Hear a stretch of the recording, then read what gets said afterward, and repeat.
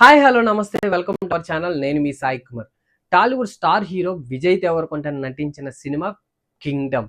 అన్నదమ్ముల సెంటిమెంట్ డ్రామాగా తెరపైకి మెరిసిన ఈ మూవీకి గౌతమ్ తిన్ననూరి దర్శకత్వం వహించారు. భారీ బడ్జెట్ తో నిర్మించిన ఈ చిత్రం జూలై 31వ తేదీ రిలీజ్ అయి హిట్ అయితే సొంతం చేసుకుంది. అలాగే బాక్స్ ఆఫీస్ వద్ద భారీ కలెక్షన్ రాబడుతుందని మూవీ టీం అయితే అఫీషియల్ గా అయితే అనౌన్స్ చేయడం అయితే జరిగింది. ఇక ఫ్యాన్స్ అయితే పండగ చేసుకుంటున్నారు.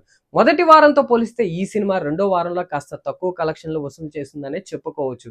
ఇక లాభాల్లోకి రావడంతో పాటు సినిమా నష్టాలు కూడా తప్పించుకోవాలంటే మరిన్ని రోజులు థియేటర్లో ఉండాల్సిన అవసరం అయితే ఖచ్చితంగా ఉంది.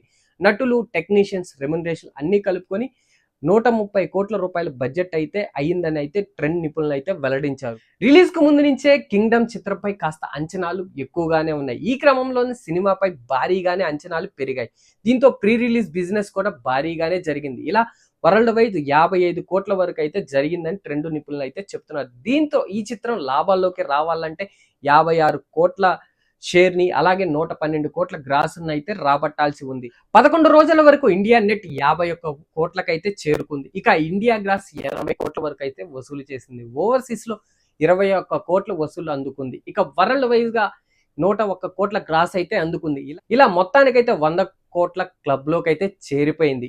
ఇదిలా ఉంటే ఈ సినిమా రిలీజ్ అయి 2 వారాలకు దగ్గరగా ఉన్న సమయంలో దీనికి సంబంధించిన ఓటీటీ రిలీజ్ పై లేటెస్ట్ ఒక ఇంట్రెస్టింగ్ న్యూస్ అయితే వైరల్ గా మారిపోయింది. కింగ్డమ్ డిజిటల్ స్ట్రీమింగ్ హక్కులు ప్రముఖ ఓటీటీ సంస్థ నెట్ఫ్లిక్స్ సొంతం చేసుకున్న సంగతి అందరికీ తెలిసిందే. ఈ క్రమంలోనే ఆగస్టు 28 నుండి కింగ్డమ్ సినిమాను డిజిటల్ స్ట్రీమింగ్ కు తీసుకొచ్చే పనిలో ఉందంట సంస్థ. అయితే దీంట్లో ఎంత నిజం ఉందో తెలియాల్సి ఉంది. మరి దీని అఫీషియల్ అనౌన్స్మెంట్ అయితే ఇంకా రావాల్సి ఉంది. మరి ఈ విషయం మీద మీరేమనుకుంటున్నారో కామెంట్ రూపంలో తెలియజేయండి. Thank you.